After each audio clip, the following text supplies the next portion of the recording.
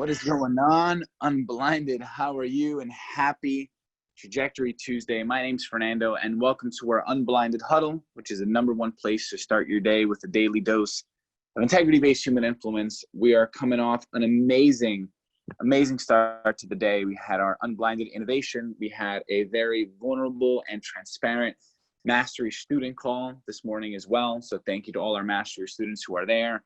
If you're in Mastery and you're not on the 8 a.m. call, please call a fellow student and ask them what we're doing, what we're focusing on there. It is truly, outside of this huddle for our movement, the best way to start your day to actually play the game of Unblinded, play the game of peopleification, and more importantly, take the steps to make more money in less time with more magic. So I'm questioning today on Trajectory Tuesday, where are you going? What's the next base camp? So as we can get some data as Sean jumps on to our call, let's drop in the chat, what is your next base camp? Base camp being defined as the next place in your money, time, and magic, where once we've reached there, we've attained what others would call the next level, a new level, a higher standard. What is your next base camp? We're very clear on what the base camp is for Unblinded.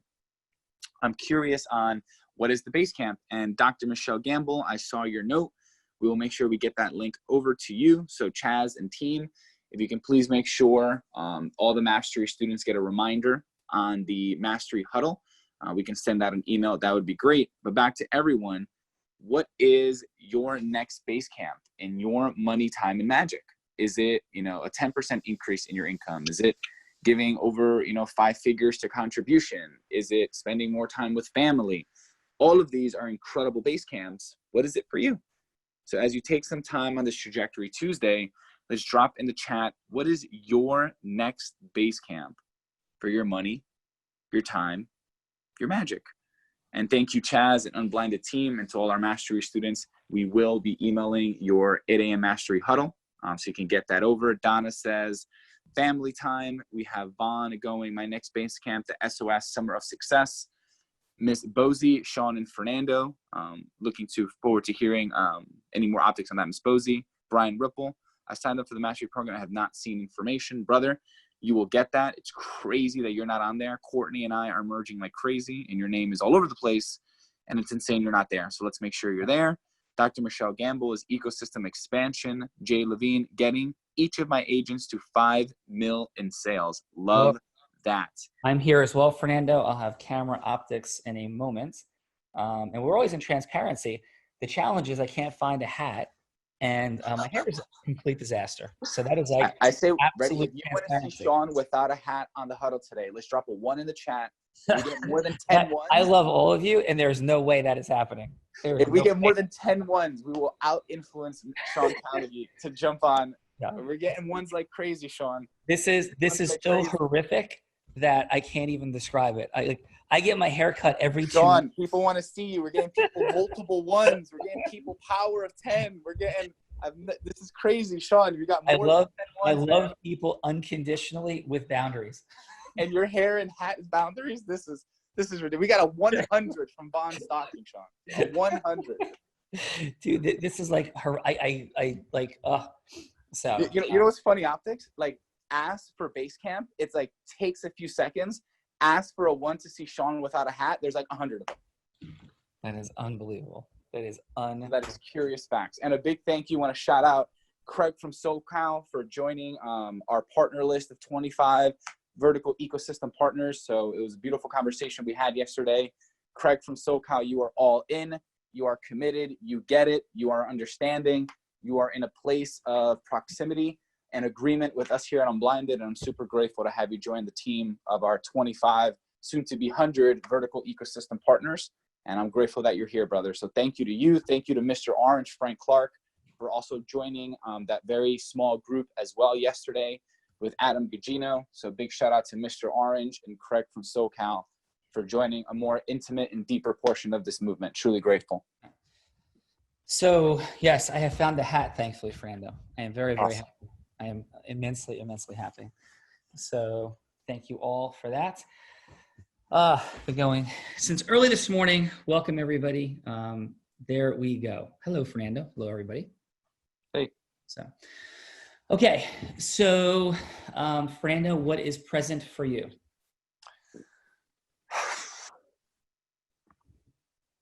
I am in between my head and my heart. I am stepping into loving all people with boundaries, and wanting to add more definition and structure to what that means. I am thinking about the power of process mastery and leveraging stages and microphones. I am thinking about the intricacies of the ecosystem merger dance, on how every single one just has so many different dynamics. And I am present to the power of channels of communication between leadership. So I'm thinking of all of that at the same time right now, while I have 4D listening to our huddle, because I'm always here as a student and as a learner, and there's always great value here. So that is what's present for me, Sean. Okay, so I share this with everybody. And my apologies for not sharing sooner.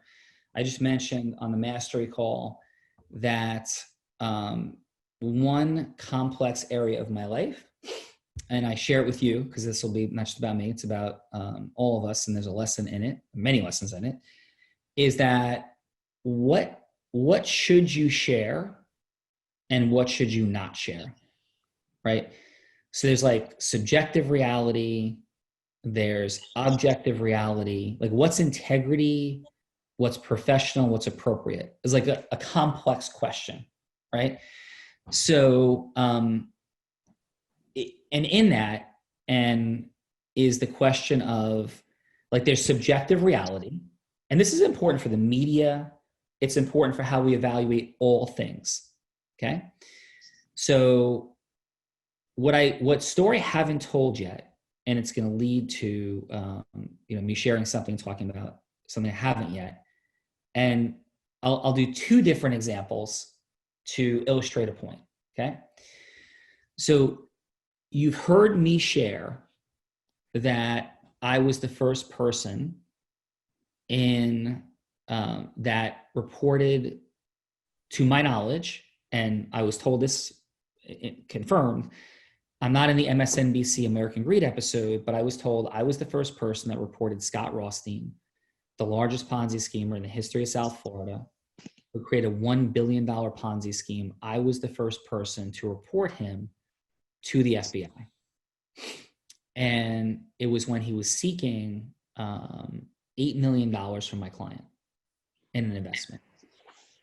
And the short version of the story is that everything around him looked right. Almost. Okay. And so in seeing everything, in seeing everything that looked right, it included him being with George Bush in a picture. It included him being with Jeb Bush. It included him being with John McCain, or in the background of John McCain's presidential speech, or when John McCain was running for president in Florida. He blew out the birthday candles on the governor of Florida at the time's birthday cake. He was pictured with Hall of Fame basketball player, Hall of Fame football player. He had a wall of pictures. He had donated $1 million to a charity in Florida. Okay. His office, he had a law firm. He was a lawyer. He had a law firm that had 300 people that worked there. And his office was unlike anything I've ever seen in my life. He had like a secret private elevator. There was like double layers of like security to get in. There were like police officers that patrolled around, like police officers, not security guards, which is like weird. So all of those things were in place. And I went there with the former head of white collar crimes for the FBI, right? And when our meeting was halfway through, I knew conclusively, beyond any shadow of a doubt, that Scott Rothstein was lying, and that it was a pyramid scheme, and not that it was a pyramid scheme, that it was just a lie, that there was something completely wrong with these investments that he wasn't saying. And it's a longer conversation for a different day, how I figured it out. But the simple root note of it was that nothing means nothing. right? Like everything means something. And if you read the work of Malcolm Gladwell, he'll share with you in talking to strangers how there's a study. And when I say Malcolm Gladwell, by the way, I often reference him. I don't reference I'm not referencing his studies. I'm referencing the studies he cites. To me, Malcolm Gladwell was one of the greatest curators of relevant scientific studies for the points he's making. He does a beautiful job of relying upon studies that have been done to come up with a conclusion. So Malcolm Gladwell talks about default to truth and truth theory and how we default to truth and things. So what we do as people is we often default to truth until we don't. And there's a separate theory called negative prism. So default to truth means that we falsely believe that for us to conclude somebody is lying, that we need to prove it. Because like lying is a very charged word. So we think we need to prove it, right? And you could just Google default to truth and you'll see all kinds of interesting studies and things. And there's people who are leading the charge in the study of these areas, okay? So I realized long before I heard of default to truth theory that existed. Now, the flip side of it is when people go negative prism, which by the way is why 95% of marriages, once they go negative prism, and that's an actual number, don't come back.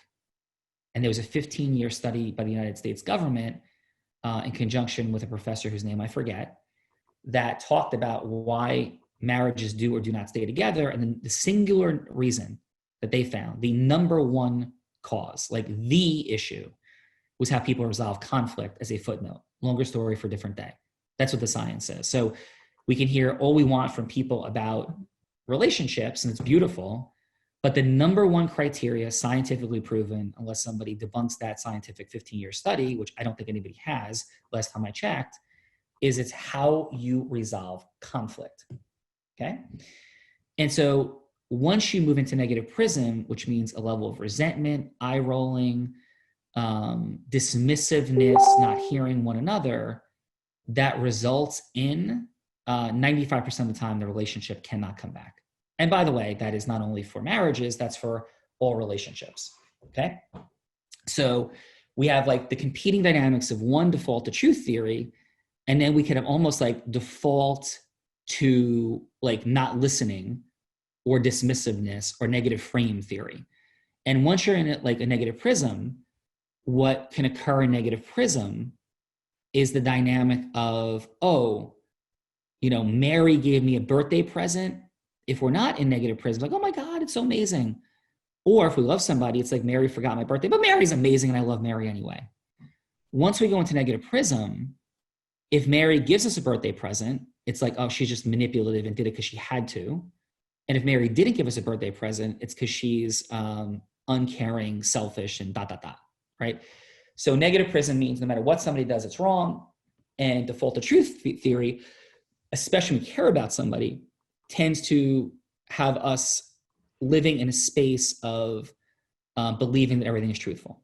So these are two very important dynamics for you to understand as a human and business person. You don't need smoking gun evidence. You don't need a videotape to prove somebody's lying. If I did, my client would have given $8 million to a Ponzi schemer, right? And because of default to truth theory, even the former head, and I tell a lot of stories and I tell them dramatically, they are factually accurate. He was not the assistant, he was the head of white collar crimes for the FBI for the New York division. I'm not saying when, but he was, right? And his conclusion was that everything was okay because he wasn't listening and he didn't have a smoking gun and he was looking at a wall of pictures and 300 people and letting that default him to truth and distort him. Okay, so I share all of this to say, not anything about Scott Rothstein, but what about the former head of white collar crimes for the FBI? Okay, beautiful man, fully integrous, who in a situation was about to recommend in what I thought was wildly obvious, and even with me pointing it out, was like, no, I think everything's okay. So is that something that I should have told other people? I don't know. What do you think? So I'm not naming him, but should I have? And not to say he's a bad person, but to say like, wow, yeah, like this is probably not a person you should hire to assess an investment deal because this happened and I think it was obvious. But is that subjective or objective? Like I think objectively, it was completely insane that he didn't see what he didn't see. But is that subjective? Like, is that my own conclusion? And what Malcolm Gladwell says in Talking to Strangers as his conclusion is that to function in a civilized and organized society, we have to trust. And what Talking to Strangers is all about is all of these situations where crazy things happened. People like noted and saw things. Some said things and some didn't. When Bernie Madoff occurred, right? When Bernie Madoff occurred, there were people who were for years saying that Bernie Madoff, there was something totally wrong, and the returns that were occurring were impossible. Impossible. And the SEC ignored them. And there was tons of other people who saw things that were like, well, yeah, there's like something here, but they defaulted to truth and said nothing. So how do we balance those things? Because those people that were saying things about Madoff, like people thought they were jerks. People thought they were saying things they shouldn't say. And it gets really complicated. So I share some of those very dramatic examples, and they are dramatic examples, but they really happened, because it gets really complicated what to say and not to say. And in two other quick notes, when I was in my kids, like my kids argue. My daughters fight. And they'll be like, Dad, da da da da da. And they'll be like, Dad, da da da da da. Right? Like that will occur.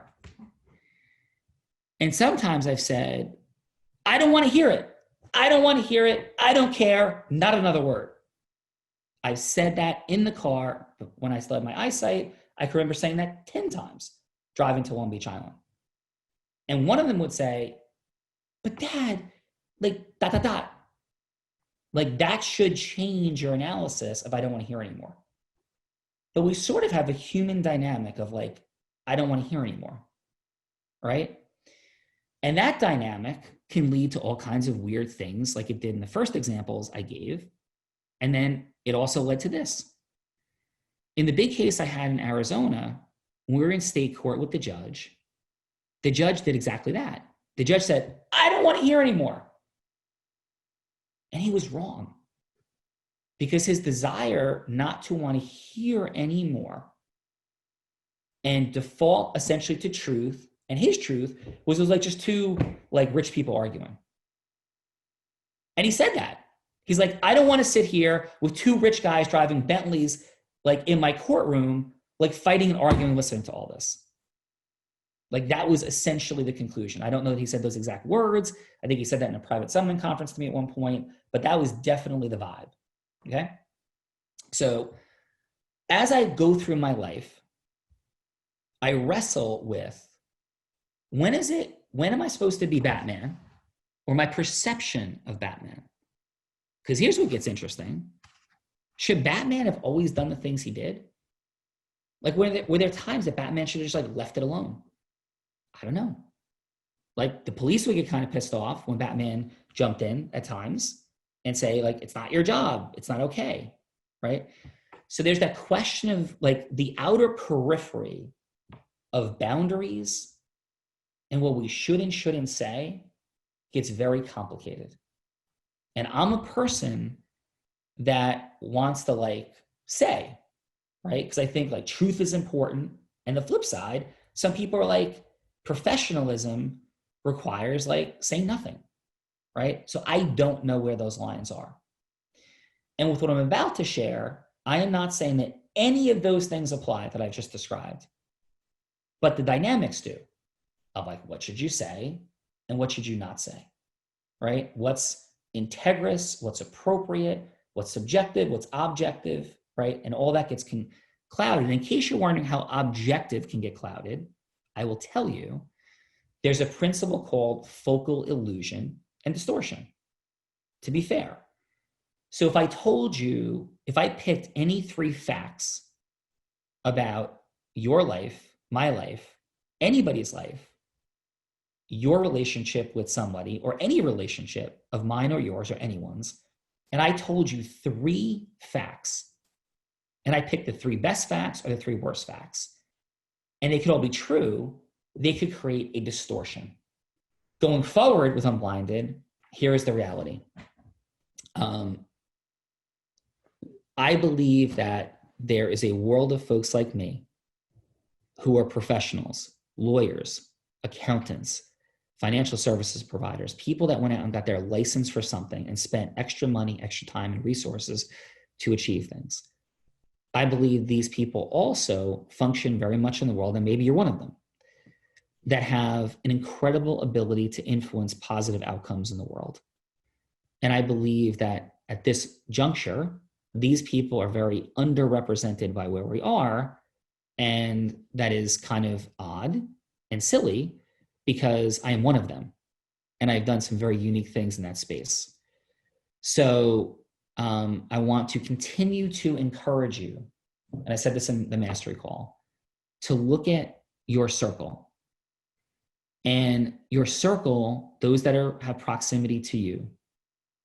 And Tony Robbins emphasizes this. I think Jim Rohn emphasized this. Many people emphasize this. That, and I don't know that this is an accurate calculus, but you might hear in the personal development space. And by the way, there's a lot of myths in the personal development space. Like Roger Bannister broke the 4-minute mile, and you hear like 50 people broke it in the next year. That's a story that gets told that's actually untrue. Okay, so just leave that footnote. So there's a lot of myths. So there is a like, oh, you're the average of the 5 closest people to you. I don't know that that's actually accurate, but I do know that we're tremendously influenced by the people around us.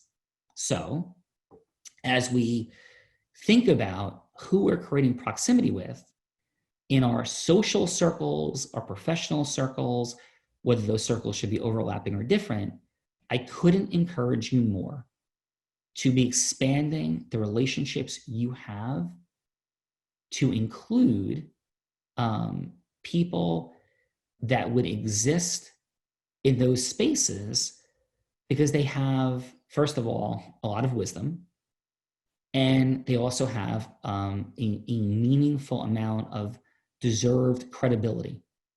And for some of you, there's credibility lacking that you deserve because you're amazing. And so by building relationships and adding value to them, maybe energy, maybe intention, maybe taking care of things organizationally to drive events that you might do together, there's a ton to be had there. Said differently, there's an attorney, an accountant, a financial services provider right now sitting there that makes $1.5 million a year that is unhappy, that is drinking too much, that is cheating on their spouse, that is maybe addicted to painkillers, and maybe looking for a way out, or they have none of those problems. They're just kind of unhappy and fulfilled, right? And they want more magic in their life. And they have the money and the time. Or they have the money but not the time. Those people belong in your circle, whether it's in Unblinded or not. And to be very mindful of not having the people close to you be there because it's easy and they make you comfortable and they tell you the things that you want to hear. To be with people who are aligned in your vision and who challenge you and push you and you can grow together with. And it doesn't mean you shouldn't all be here if like you're, let's say, not in that grouping yet, but it means in this group, you should ask people who are in a place that you want to get to, hey, how can I add value to your life? Or better yet, I have an idea of how to add value, right? And that's how you grow and accelerate and create the ecosystem that you deserve and will align with your ultimate vision. So that said, anything in the chat, Fernando, that we should share, respond to, anything present for you or for Adam? Nothing specific in the chat. People sharing their gratitude and wondering how they could avoid, a similar situation as they begin to merge ecosystems. Beautiful question. Outside of that, the world is I have an grateful. answer. I have an answer. Great. And as you take us into our final thought, go Yeah. for it. Yeah. And the answer, and I'll get to Adam in a second. The answer is to write it down. Step 4 of agreement formation is this. You are in disagreement the minute you are not in affirmative agreement. So like we're in disagreement about what this huddle is if we don't have on our website what the huddle is. And it's written. Like you are in disagreement with any human, any dynamic, or any group if it ain't written.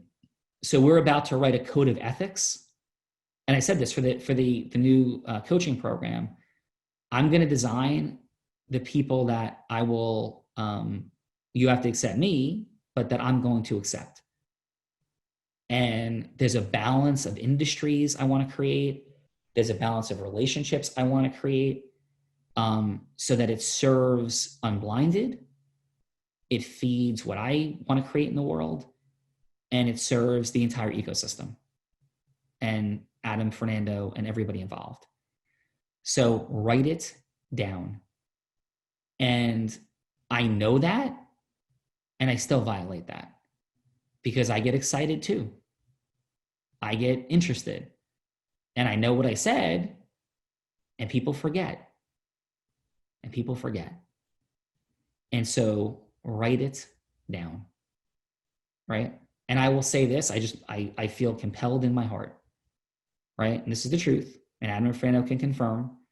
About 8 or 9, I don't know how many weeks ago actually, it was around the time Corona began. Unblinded was moving in a direction away from the programs into other spaces. And that's not the company I created. And I started driving, and I created the Real Raw, and I created the 10 by 10, which we called the accelerator in the beginning. And these were things I had to very affirmatively and consistently move towards. And up until that point, I was not very involved in what was occurring day to day as we divided labors differently. And so I just felt compelled to share the Real Raw. To me is one of the dreams of my heart, to objectively demonstrate truth. The 10 by 10 I stand behind to the highest parts of my heart, because I think it solves for all the problems of networking organizations have historically created. And I think there could be a pull at times away from being in a structured environment like that, because it doesn't feel as good as like talking to new people and different people. But it's those structures that will accelerate us. And so those are things I believe in very much and created. Adam and Fernando, any thoughts or shares as we begin to take it on? But write it down, review it regularly. You will innovate and write the innovations down. And that may be boring and not fun, but my pull away from that for 23 years of my life has led to a lot of pain, and like a lot of pain. And even if you write it down, there's going to be people that are going to change it. But if you write it down, it makes it a whole lot easier, right? So Fernando, Adam. Hey, Unblinded team, if we can tag in Adam, please. And just want to answer a quick question from Miguel. How many steps are there? There's 4 steps in our influence mastery formula: building emotional rapport, pain and yes strategy, creating and conveying a heroic unique identity, and agreement formation. And Adam, you are live. What's present for you to share as we end our huddle today? I'm going to keep it short and sweet. Sean, I validate everything you've said. I want to acknowledge and honor you as a man of incredible integrity, more than anyone I've ever met in my entire life. To your point on proximity, I've walked away from, left millions of dollars on the table for the Unblinded movement and mission. but proximity to you and working side by side has been worth every penny, and just is the epitome of priceless. So thank you for being you, and thank you for today's huddle. Thank you, brother. I feel the same way about you. And I didn't know Adam was going to say that. I didn't ask Adam to say that. Is that true, Adam, that we had not talked about anything about what you're going to say or not say? You never, we never talk about what I'm going to be called to say or asked to speak. So absolutely not. We didn't talk about any of it at all. No. And I love and appreciate you very much, and love and appreciate you, Fernando, and love and appreciate all of you. And sorry for taking any of your time today with our suboptimal process mastery that's created any challenges for you in taking your time this morning. I'm immensely grateful. Let's move away from we have a mission to build to you have more money and less time with more magic to create for yourself, and then to impact others. And like, that's what we're doing here, is like your life gets better. And the best way you can impact other people is to first take care of what you got to take care of in your life, right? Simultaneously be working on everything else. And that's like, let's all do that together. So have a beautiful day, and thank you.